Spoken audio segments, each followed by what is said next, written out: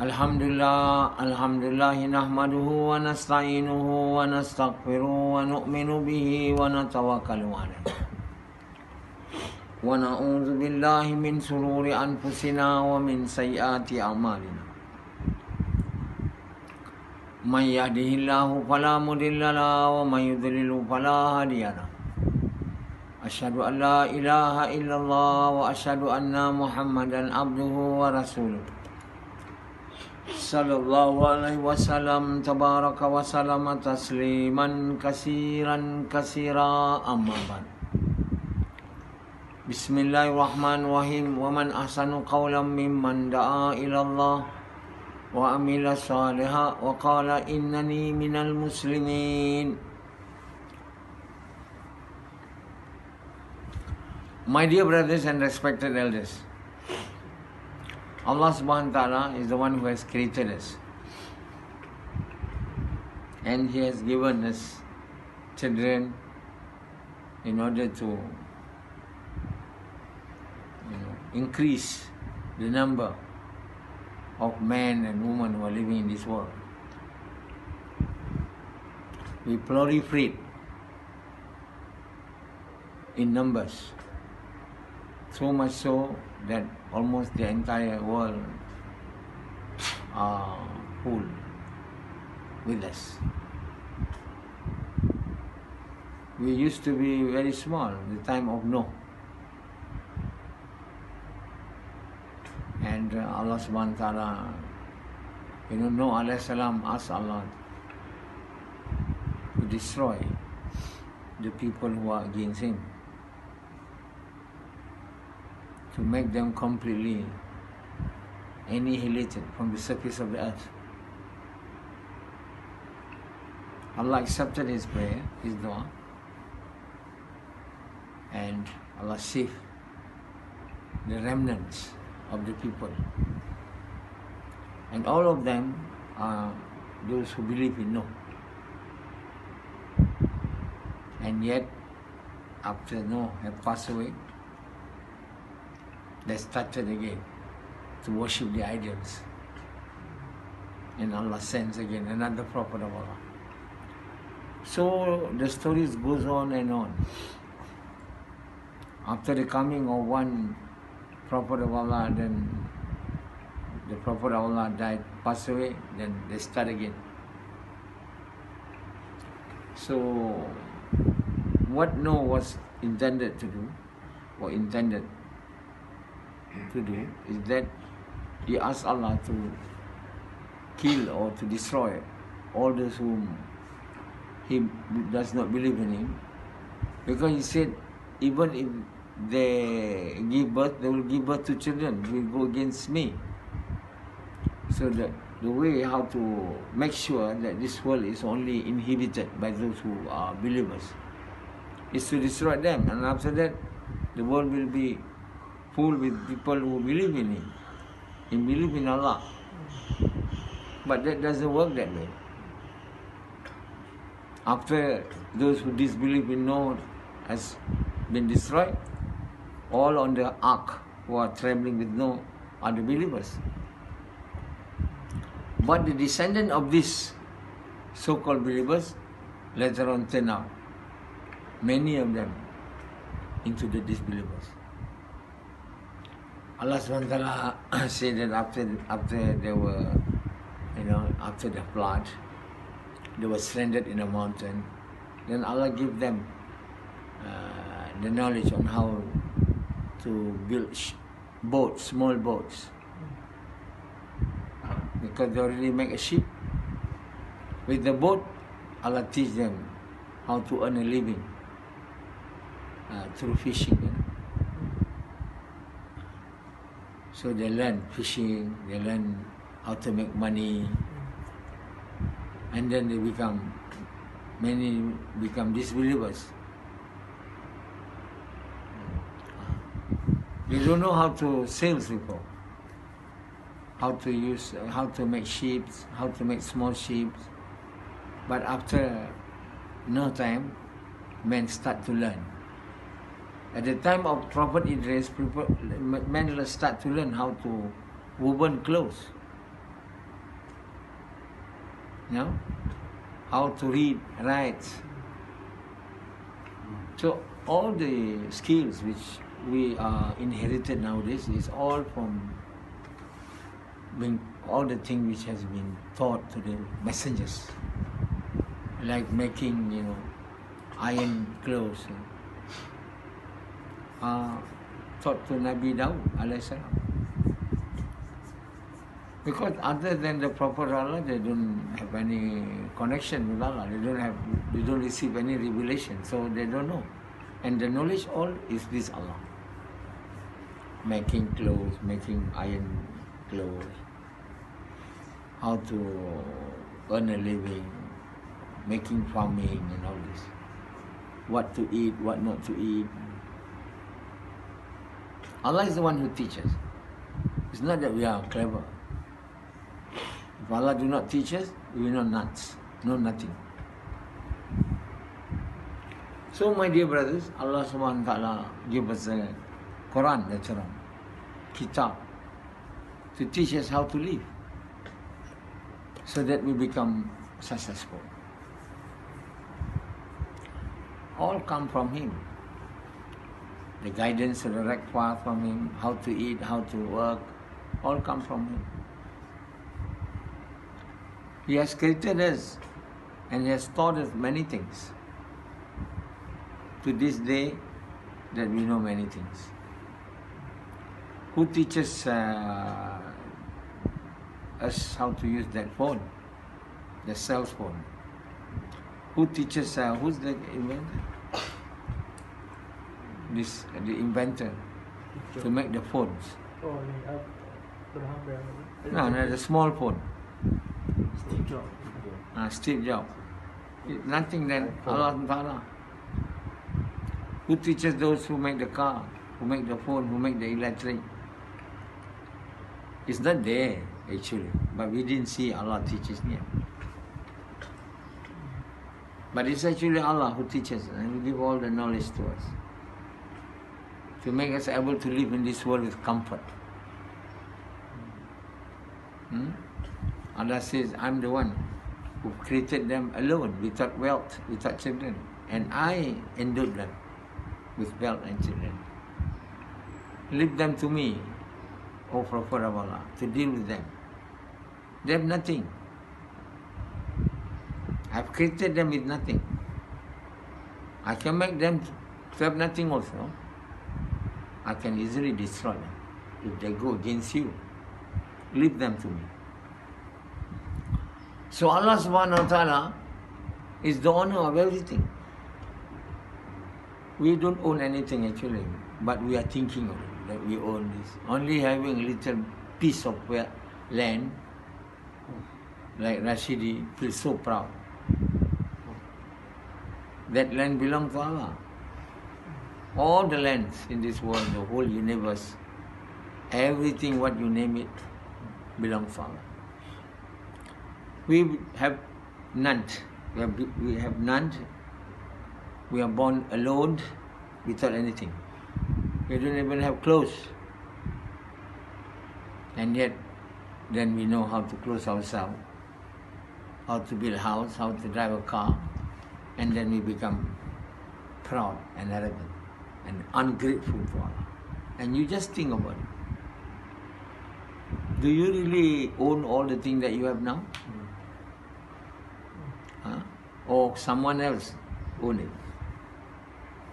Sufyan, think about your eyes. Do you own your eyes? Sufyan, do you own your eyes? No. Do you own everything that you have in your body?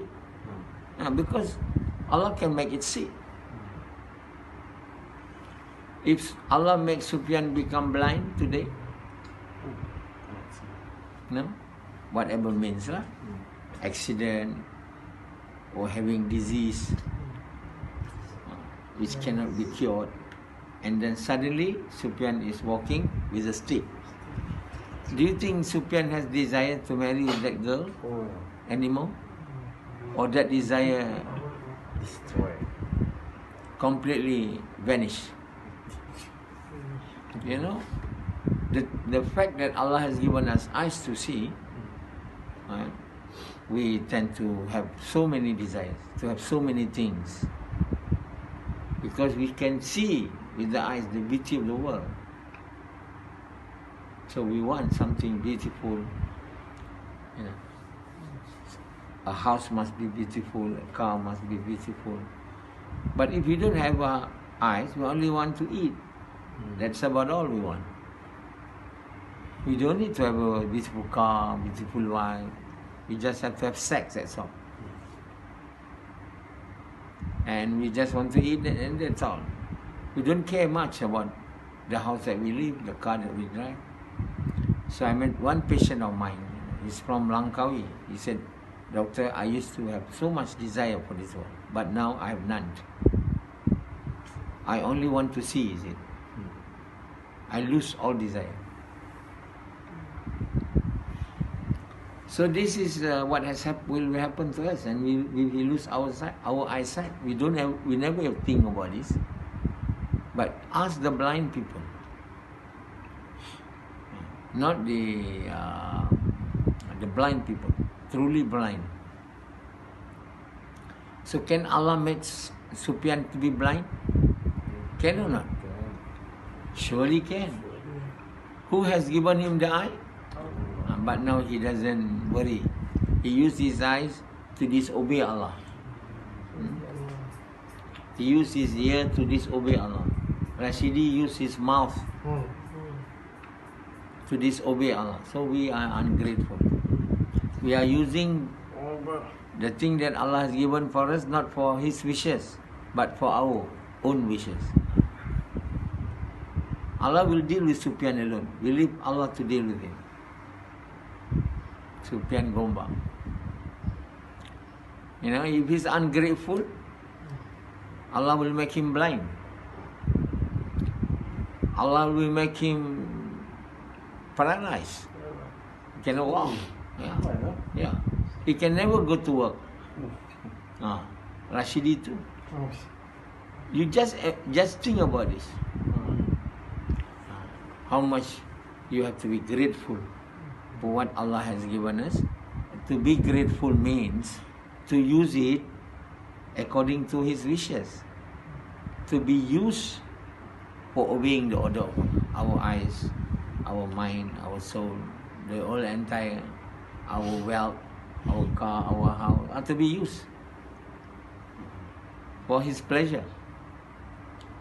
Not to be used for our own pleasure, because we do not create ourselves. Who is creating us? If you ask anybody, who created you? Myself. No. Nobody will answer that. Yazid was so ungrateful to Allah. Say, who created you, Yazid? Allah. You say Allah. He just say Allah only. But actually, he knows. The truth is Allah is created, but he's ungrateful. Nah? Who has created your wife? Allah. He will answer. Can you divorce your wife? Inshallah. When Allah orders you, he don't want. That shows he's ungrateful. He's thinking that wife belong to me. The children belong to me. Everything belong to me. Doesn't belong to us. Nothing belong to us, sir. Everything belong to Allah, the universe, the sky, the moon, the earth, the sun. If we realize this, we should know that I owe nothing. I should be grateful to the one that has given me all this. And how I'm to be grateful to him, I should use all this which he has given to me for what he has desired me to use. All the things which he has given to me. But we don't. We never think to become grateful. So, occasionally Allah SWT, in order to teach that person who are ungrateful, Allah take away what He has given. He used to see, become blind. He used to speak, he cannot talk. He used to hear, become deaf. He used to have legs to walk, he walked like this sideways. But still he doesn't realize that it's actually Allah who have taken away. I've given you, and now I've taken it away. You used to be able to eat sweet foods, sweet drink. Now you cannot. I'm diabetic. Like Sufyan. Allah is taken away. But he didn't rise laughing. A day when Allah will take away the air. You can never breathe. And that is the day when you shall die. People say he died out of not having air. Or he died because his heart is no longer able to pump. That's all that what we can see. But in actual sense of in actual thing, Allah have taken away the soul. When Allah taken away the soul, that no heart can pump, no eyes can see, no ear can hear, and the soul is taken out. At the time when a person is about to die, he don't see anything else here. He sees something else. He see the hereafter. He see the angels. If the angel come with a fierce look, he gets scared. And we can see why he gets scared. Everybody is okay yet. But his faces or her faces was like somebody looking at something very scary. And that is the angels who was about to take out his soul. There are people who are smiling and hey, why you are smiling? He said, a person come to take out my soul. He's a very nice man. That was the angel who will take out his soul nicely without making him to have any pain. Then he recite the kalima nicely. He's smiling. People, why you are smiling? We are not smiling to you, we are crying. But why you are smiling? He's smiling to the angels. He's smiling with the good news that the angel has given to him, that don't have fear. Don't be sad living this dunya. There's nothing. You have Jannah. You will enter Jannah. And I'll be with you, your companion. Don't be sad. You left all these companion of yours in this dunya. We will be your companions in this world and so as in the hereafter. You see, all that good news make the person smile. But people are, astonished. Why you are smiling? We are not smiling at you. We are crying. But he is smiling at the good news.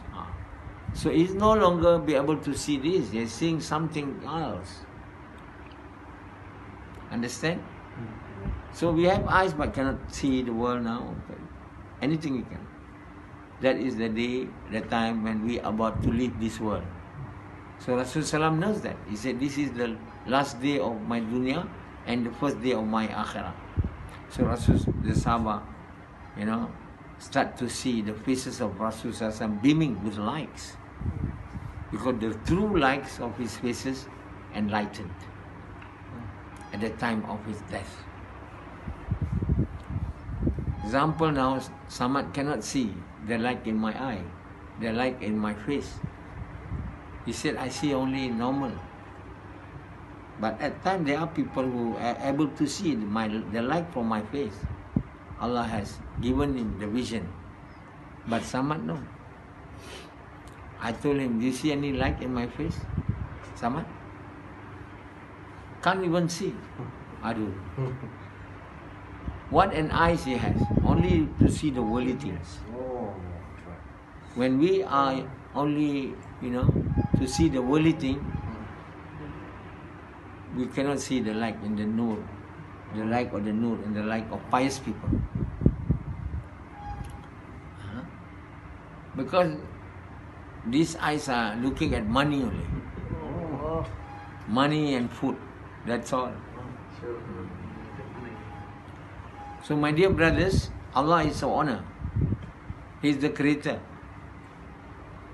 And He is the one who is the doer of everything. The doer of everything, the creator of everything, the owner of everything. And we have nothing. We don't own anything. We don't create anything. And we cannot actually do anything that we want to do. Except Allah has given us the power to do, but we are thinking that we are having the power to do. We have not power to do. We have no power to do anything. But we have been given the power, the ability to do, and that we never realize. If we have the power, why when we have stroke, our hand cannot move anymore? You tell to your hands because you have created it. Tell, please move. Huh? No, you can't.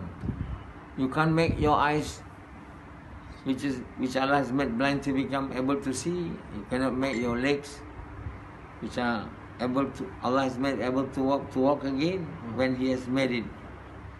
You know, having no power to walk and lying down. This Prime Minister of Israel, who has killed so many people.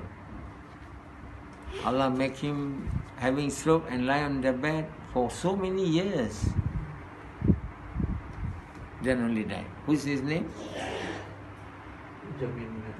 Nah. He died already. Ariel Sharon. That is the greatness of Allah.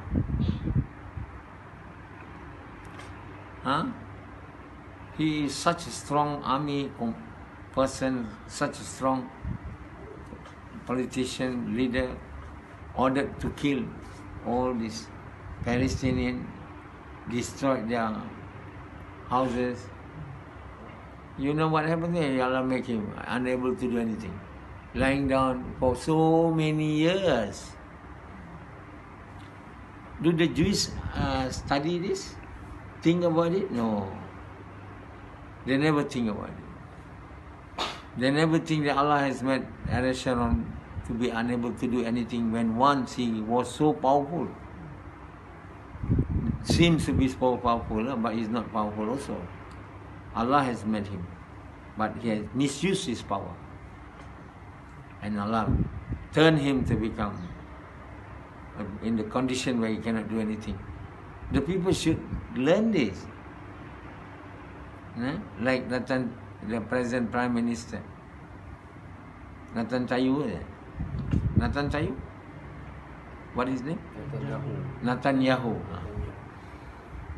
He should learn from him. At any time Allah can make him. Then he will know. But anyway, whether he is being punished in this world or not, there will be punished in the hereafter, definitely. Allah says to the Prophet ﷺ, don't worry. If you don't see they are punished while you are living, certainly I will punish them.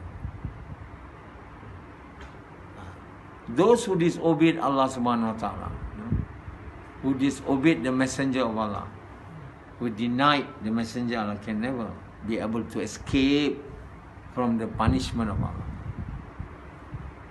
That's the rule. Allah subhanahu wa ta'ala said, that's my rule. And that rule will never change. That I will reward those who are obedient, and I will punish those who are disobedient.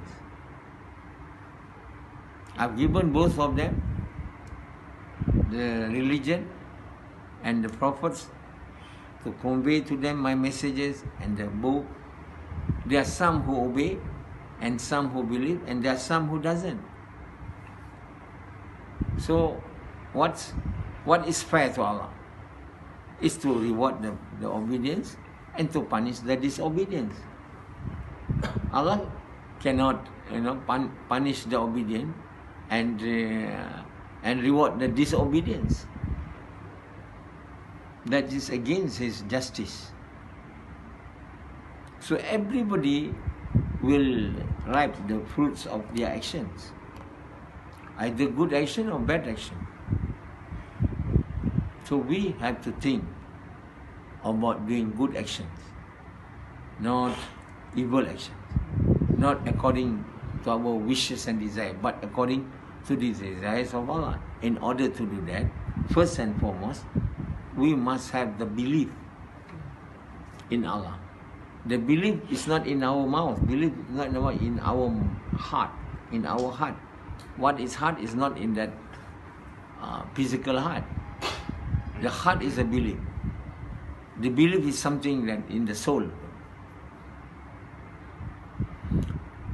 The belief in Allah which are in our soul will make our soul to be obedient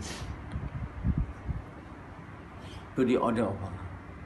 The soul that moves our eyes, our ear, our legs, to move towards obedience. But if we don't have the belief in Allah to the level which Allah wants and much more, then the soul will never be able to drive us to the obedience, to the obedience of the order of Allah, but to disobedience. Because it is the heart. The heart is the belief. Rasulullah used to say that the heart is the king. What he means is not the physical heart, the belief. Sufyan has the wrong belief. He has the wrong actions. He has believed that he can leave Isha prayer with Jalan in order to enjoy himself to go with that lady. And I asked him, where did you go last night? You were not with us in Isha. He said, I went to...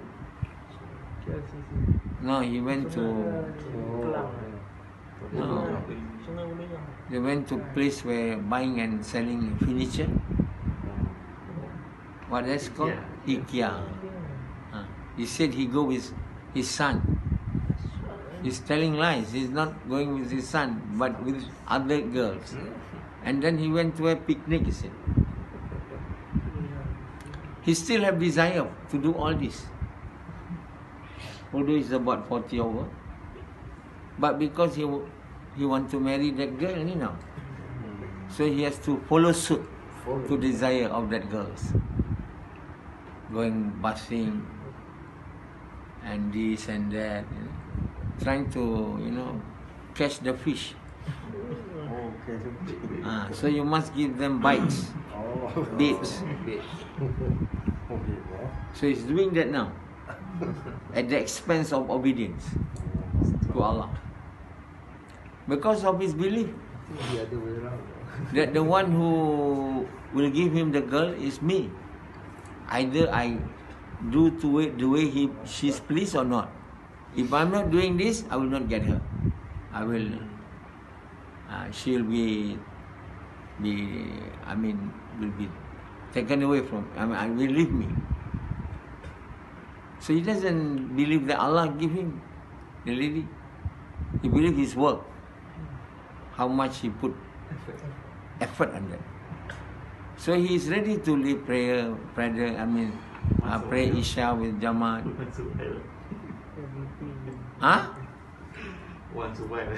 Once a while, but it does never once a while. He's ready to leave that. Why he's ready? Because his belief is wrong. But if his will is right, that the one who give me a wife is Allah, no matter. I will never go against Allah's order. I will never go with you. Do you like it or not? I will never touch you. What more to kiss your lips? Because kissing lip will end up doing that. Much more serious than that. So, this is the trial that we are living in this world. We have been given a wife before and the wife died. Now I'm single. I got many children. I want a new wife. But if I believe Allah is the one who gives me life, I will not disobey Him. But if I believe that I must make effort, my effort will give me wife. Then? So the wrong belief is seen by our actions. And similarly, correct belief will be seen by our actions. When we go to work, we are so busy with our work, we leave our prayer or delay it. When we are having something else to do, we say Zohar is at 4 o'clock, when it is supposed to be 1:30.